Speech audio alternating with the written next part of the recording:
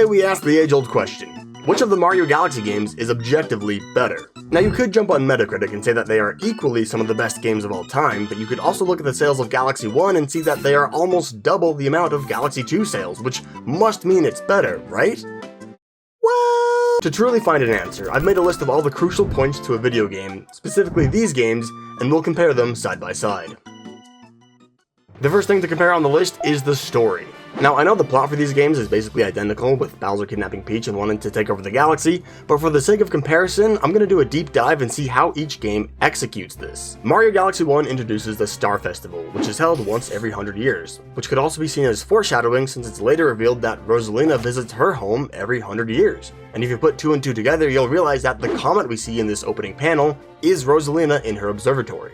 Then we see Peach's letter to Mario telling him that there's something she'd like to give him, being this baby Luma, or Chico in Japan, which is actually quite a cute name for the little guy. In Mario Galaxy 2, it opens with 2 sets of text boxes telling us that it's a story from Stardust, and reconfirms that the Star Festival happens every 100 years. After that, Peach's invitation is to simply just eat cake beneath the stars, and we don't even see the cake until the end of the game. Very shortly after, Bowser crashes both parties and steals Peach. In the first game, he's armed with multiple airships and a UFO, which both help to carve Peach's castle out of the earth and lift it up into space, along with Mario. In Galaxy 2, he just grabs her, and then jumps off before disappearing? The only way Mario manages to get into space is by talking to these here Lumas, who refer to Luma as Young Master Luma? So what exactly is he the master of? They act like he's some sort of celebrity. In Galaxy 1, Mario doesn't meet Luma until he's blasted off of Peach's front porch by Kamek and lands on a small, serene planet. We are then directly given Baby Luma by Rosalina after we meet her. She then continues to act as our guidance throughout the story as she pilots the observatory and cares for her Lumas. Our guidance in Galaxy 2 is... yeah. The only introduction we get is a name reveal. No watching over us from the starry skies, no may the stars shine down on you, and definitely no gentle echoey laughs. Lubba is just an abnormally shaped Luma on a small starship who didn't even have any backstory, until it got released for Switch. And yes, I'll be considering both stories while analyzing this category. Rosalina's backstory is very sweet and very sad. It depicts her finding the young Luma and proceeding to search for the Luma's mother. They share many moments and emotions together, including Rosalina remembering how she misses her own mother because she's sleeping under the tree on the hill. It continues to pick up a more hopeful feeling as she builds a house and really starts to treat the Lumas like family. The story gives so much depth to this new character, it really pulls you in and makes you care. Everything about it either makes your heart heavy or wraps it in a blanket. Lubba's story, on the other hand, is quite peculiar. First and foremost, it's revealed that Lubba is a girl. That's a woman? It's also shown that Lubba has a twin sister who randomly turned into a star. It's actually quite sad seeing prepubescent Lubba, originally named Lou, looking all depressed without her other half, Mari. The story is essentially just her searching the stars for her sister, but to no avail. After she regains a bit of hope, the story tries to steer Lou's character into this self-discovery phase where she reinvents herself as Lubba and declares herself the carrier of fire and hope. The whole thing just kinda fails to land. Then we see that Mari does still exist, but she keeps phasing in and out of this dreamlike state and forgetting who she is. She then drops some kind of ball of wisdom to the Swamp Comet before waking up to the presence of Lou. She remembers everything, and just as things start to get hopeful, she turns into a star again and Lou goes away. In my opinion, it's just sort of an unsatisfying ending, but I guess they were trying to go for a tragic ending? One of those tragic yet bittersweet because that's just the way life goes? I don't like it. Super Mario Galaxy 1 ends off with Mario saving Peach after the final battle, but it also has a very solemn ending. Bowser's planet collapses into a black hole and everything starts to get pulled in, the observatory included. It's at this point that Luma makes the brave choice of sacrificing himself to counteract the black hole in an attempt to save everyone. Directly after, we see all the Lumas rushing in to aid the baby Luma in his efforts. Now this part is largely up for interpretation. As a longtime Galaxy fan, I read this as just a continuation of the cycle of life, as Rosalina explains. Everything was essentially saved and reborn, thus continuing the cycle of life instead of resetting it. Galaxy 2 ends off with some vortex opening up instead of a black hole. After we beat Bowser, it ends up closing on him and Peach escapes with the Grand Star. No star cycles, no black holes, and no tear shedding for dying Lumas. But we do finally see Rosalina at the very end reuniting with her baby Luma. It's quite a bittersweet moment watching Luma express how he'll never forget Mario before putting on his hat and sitting down to listen to one of Rosalina's stories.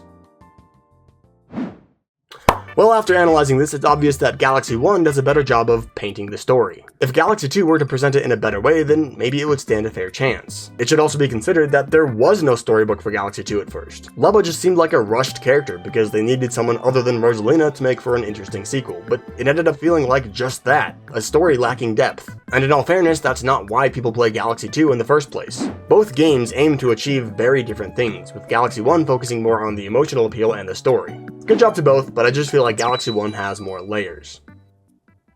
After you beat the main story, you move on to post-game content. This is often rewarding and offers a greater challenge. In Mario Galaxy 1, you unlock the Purple Comet, which places 100 purple coins on various levels throughout the game. Collecting all 100 will get you a Power Star. After getting all 120 stars, you unlock Luigi, but you start all the way back at square one. Getting 120 stars as Luigi unlocks the 121st star, which is just another purple coin mission, but at Peach's castle.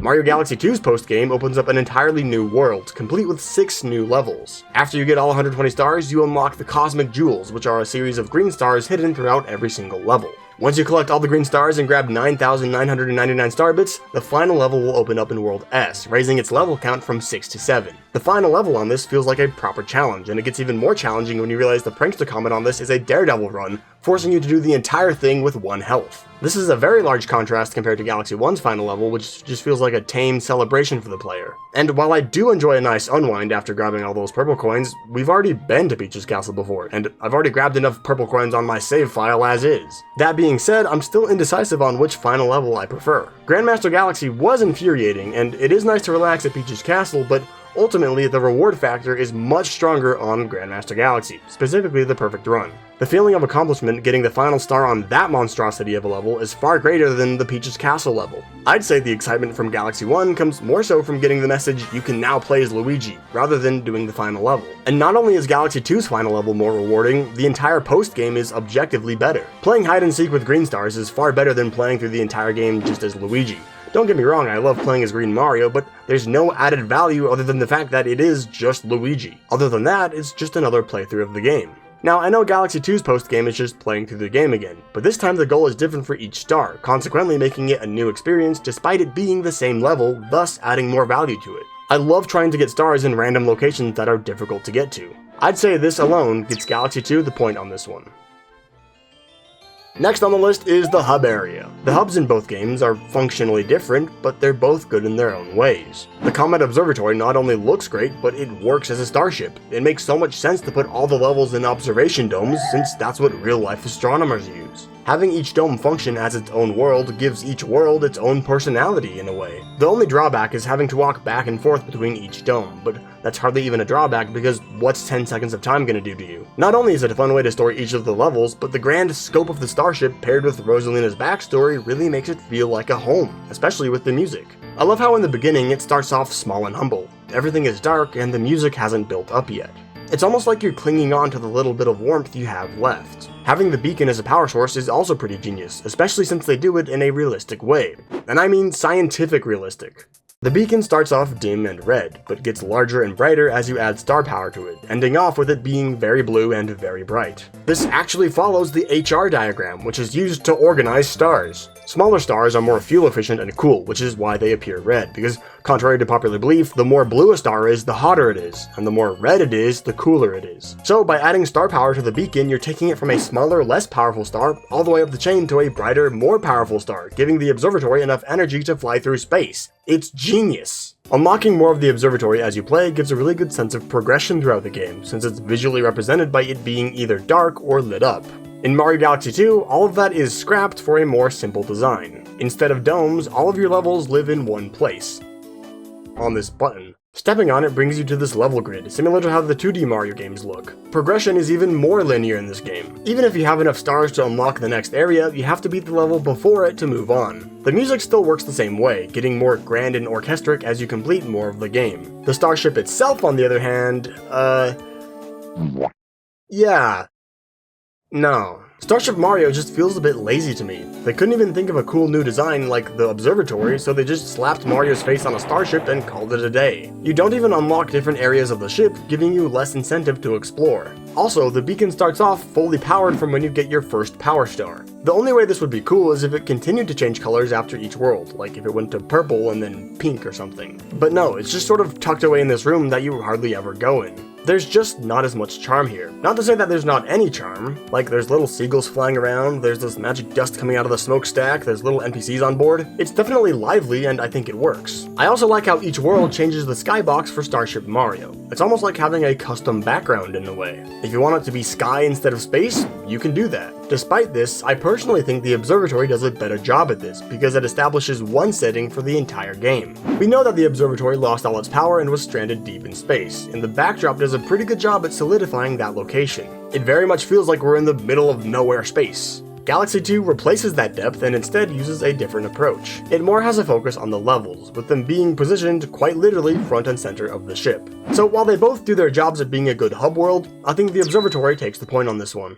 Speaking of the levels being front and center, which game had better levels? Well, let's compare the two. Galaxy 2 has 7 more levels than the first game, but is quantity better than quality? Well, in this case it's incredibly hard to judge, so I broke this category down into subcategories: challenge, theme, gimmicks, depth, and presentation. In terms of challenge, I'm gonna go right ahead and say that Galaxy 2 takes it, and here's why. It doesn't hesitate to throw challenges at you. For example, in Galaxy 1, the purple coin missions were saved to the very end, but in Galaxy 2, you'll be collecting purple coins in the middle of the game while being chased by cosmic clones. And unlike Galaxy 1 with 6 worlds, 2 has a 7th world with even more challenging levels, including Grandmaster Galaxy. They even took half the boss fights from the first game and made a boss rush level out of it. And despite the levels being shorter and more compact, I feel like they do a more coherent job of placing the challenges throughout the level. The next subcategory is gimmicks. Both games showcase a new gimmick for almost every level. The first game introduced the bee mushroom, manta ray surfing, activating panels, luring bullet bills, a normal introductory level, and also moving platforms from the Hungry Luma. In the second game we have an introductory level and then a level with Yoshi, a digging mechanic, the cloud flower level, a 2D gravity gimmick, and this flipping platform challenge, as well as the boss stage. Right off the bat, I'd say Galaxy 2 is already in the lead. It introduces not only Yoshi but 2 new power-ups, whereas Galaxy 1 just gives you the bee mushroom. Power-ups aside, I still think Galaxy 2's gimmicks are more appealing. I'd rather flip swaps than flip switches. Well, okay, but what about the next world? We have a rolling ball level, pulling Mario, flinging Mario, disappearing platforms, and a weird sci-fi space level. And in 2, we've got a level where you ground pound, a new power-up for Yoshi, the rock mushroom, the bee mushroom, a swimming level, and a gliding level.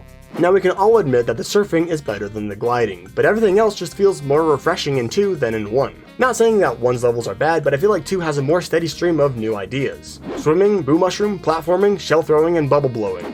Versus new Yoshi power-up, utilizing cloud platforms, another Yoshi power-up, a rolling ball level, disappearing blocks you have to time your jump with, and a snow level.